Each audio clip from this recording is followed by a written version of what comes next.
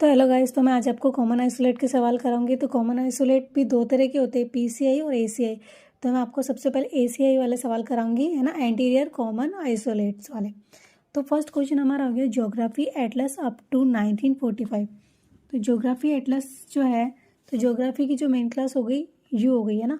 और ये जो कॉमन आइसोलेट है एटलस का, वो मैं आपको बताती हूँ।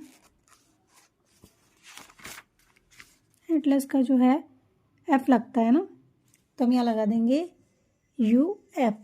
और टाइम जो आता है, टाइम के लिए कोई भी अपोस्ट्रोफ नहीं लगता है इसके अंदर, तो इसके साथ ही जुड़ेगा, है ना। तो यू ज्योग्राफी का हो गया, और एफ जो हो गया एटलस का हो गया। और एन जो 5 है, मैंने N5 इसलिए लिखा है, 1945 का ये अंतिम प्रभावी दशक जो होते हैं, जिसमें 100 वर्षों को 5 भागों में बांटा गया है, जैसे N1 N2 N3 N4, है ना।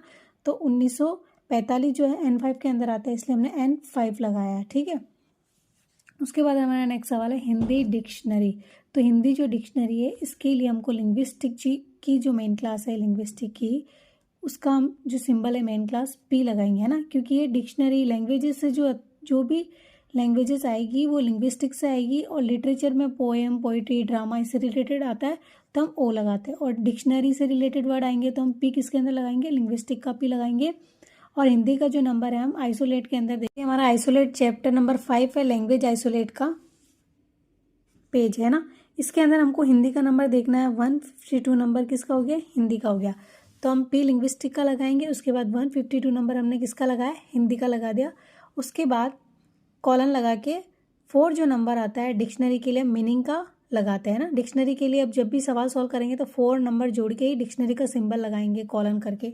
तो ये देखो, ये पी जो लिंग्विस्टिक की मेन क्लास है ना, इसके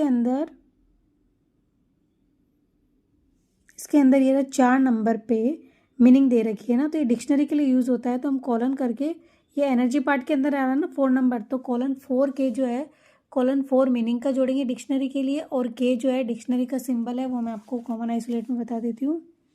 ये रहा साइक्लोपीडिया, इंसाइक्लोपीडिया और डिक्शनरी के लिए ये के सिंबल यूज़ किया जाता है ना। तो ये वाला जो सवाल है इस तरह करेंगे। अब नेक्स्ट सवाल है हमारा वेबस्टर्स न्यू वर्ल्ड डिक्शनरी, है ना। तो ये जो वेबस्टर है उनकी न्यू वर्ल्ड डिक्शनरी है। तो ये जो डिक्शनरी होगी ये किसके, इंग्लिश के अंदर है, तो हम इंग्लिश का नंबर ले लेंगे। तो पी लिंग्विस्टिक का हो गया, और इंग्लिश का नंबर है, तो हम लैंग्वेज आइसोलेट के अंदर इंग्लिश का जो नंबर है वो देखेंगे कितना है। 111 नंबर है, वैसे तो पता ही है हमको, बट फिर भी मैं आपको बता देती हूँ, है ना। तो 111 लेंगे हम, क्योंकि यहाँ पे ये वेबस्टर न्यू वर्ल्ड ये तो लिखा हुआ होगा नहीं, तो हमको पता होनी चाहिए कि ये डिक्शनरी किसकी, इंग्लिश की होगी, वेबस्टर न्यू वर्ल्ड। तो हमने यहाँ पे लैंग्वेज ले ली इंग्लिश की, इंग्लिश का नंबर लिख दिया 111 नंबर, और उसके बाद कॉलन 4 जो मीनिंग के लिए जोड़ रहे हैं, और के नंबर हो गया डिक्शनरी का, है ना। उसके बाद एक नेक्स्ट सवाल है कॉम्प्रहेंसिव इंग्लिश हिंदी डिक्शनरी। तो कॉम्प्रहेंसिव यानी होता है कि विस्तृत करना, यानी इंग्लिश और हिंदी जो डिक्शनरी का विस्तृत यानी भाग। तो ये पी जो है, पी लैंग्वेज का हो गया सिंबल, और उसके बाद 111 नंबर हम लेंगे इंग्लिश का, 111 नंबर हमने लिया है इंग्लिश का। उसके बाद कॉलन 4 के, और उसके बाद जो सेकंड लैंग्वेज आती है उसको हम लगाते हैं, जो हिंदी है 152 नंबर, है ना।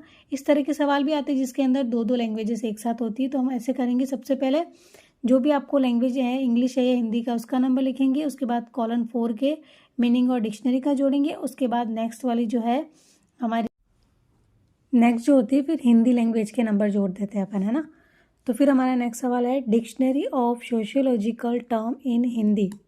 तो इसके अंदर क्या हो गया, ये मेन क्लास आ गई, सोशियोलॉजी मेन क्लास आ गई ना। तो अब मेन क्लास के साथ हम यहाँ पे कॉलन लगाएंगे, है ना। ये वाला जो सवाल होता है इसमें मेन क्लास आ जाती है, तो वाई, और उसके बाद ये जो होता है ये एनर्जी पार्ट के अंदर आता है ना। तो मेन क्लास के बाद, सोशियोलॉजी की मेन क्लास के बाद हम लगा देंगे कॉलन, फिर कोष्टक के अंदर लिखेंगे हम ये जो हिंदी का नंबर है ना, हिंदी डिक्शनरी। तो कोष्टक में यहाँ पे पी लिंग्विस्टिक का लगा देंगे, और कोष्टक में हिंदी का जो नंबर 152, और उसके बाद डिक्शनरी का कॉलन 4 नंबर, फिर कोष्टक बंद करके बाहर लगाएंगे डिक्शनरी का सिंबल, है ना। तो इस तरह के सवाल आते हैं, तो हमको ये जो जिसके अंदर सब्जेक्ट डिवाइस आता है ना, तो उसके अंदर इस तरह का करना है ना। तो वाई जो कॉलन है ये सब्जेक्ट डिवाइस वाले सवाल है। उसके बाद हमारा नेक्स्ट सवाल है German English dictionary of medical terms. तो अब इसके अंदर 2 तरह की लैंग्वेज आ गई है, एक तो जर्मन और इंग्लिश, दोनों डिक्शनरी है मेडिकल टर्म्स की।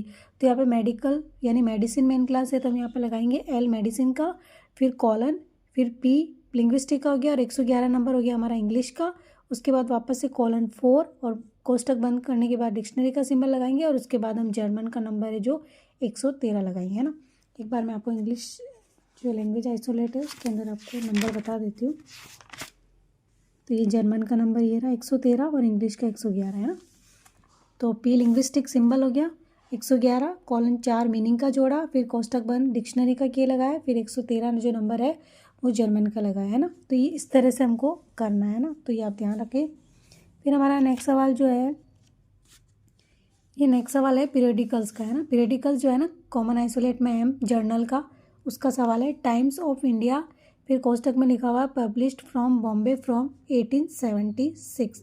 तो इसके अंदर जो क्या है इंडिया का नंबर लिखना है हमको। टाइम्स ऑफ इंडिया जो है पब्लिश यानी कि न्यूज़पेपर है या न्यूज़ का चैनल है टाइम्स ऑफ इंडिया। तो यहाँ पे M जो है हम पीरियडिकल्स का लगाएंगे, जर्नल का। जर्नल के लिए सिंबल क्या होता है, M होता है। तो मैं आपको बताती हूँ।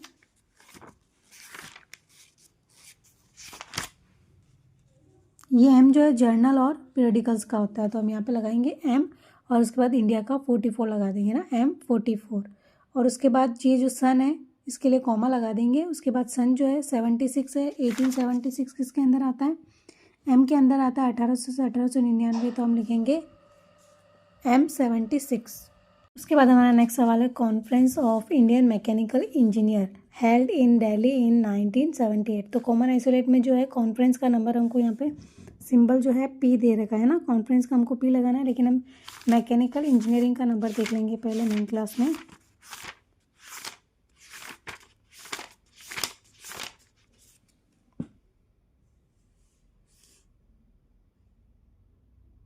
ये रहा 6 नंबर दे रखा है मैकेनिकल इंजीनियरिंग का, तो हम लगा देंगे D6।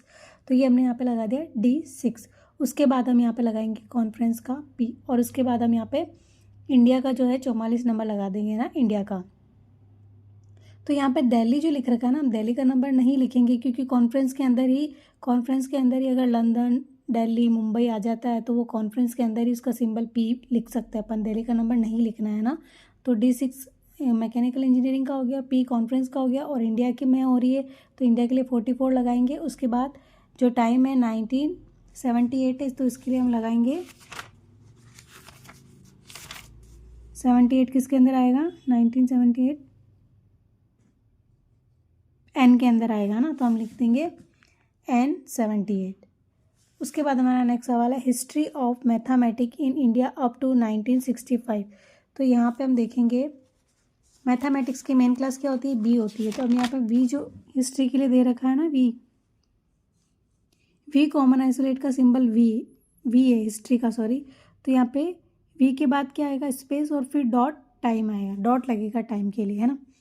तो हम क्या करेंगे, यहाँ पे B लिख दिया मैथमेटिक्स की मेन क्लास के बाद हम यहाँ पे लिखेंगे हिस्ट्री का सिंबल जो है V और उसके बाद जो जगह है 44 और उसके बाद N7 जो है इसका हमने यहाँ पे N7 लगाएंगे। N7 मैंने आपको बताया था ना वो, तो यहाँ पे जो मैंने N7 लगाया है ये मैंने अंतिम दशक जो है ना, प्रभावी अंतिम दशक के लिए यूज़ किया जाता है ना, जो 1965 N1 N2 N3 तो ये N7 के अंदर आता है, तो उसका N7 लगाया है मैंने, है ना। तो ये वो वाला सवाल था। फिर हमारा नेक्स्ट सवाल है इकोनॉमिक एटलस ऑफ 1975।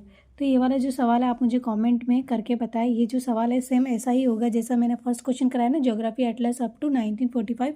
तो ये अंतिम प्रभावी दशक के हिसाब से हो गया ये सवाल। तो आप मुझे कमेंट में इसका आंसर बताएं और अगर आपको मेरी वीडियो अच्छी लगी हो तो लाइक करें और मेरे चैनल को सब्सक्राइब करें। अगर कुछ समझ नहीं आया तो कमेंट करके पूछिए। Thank you.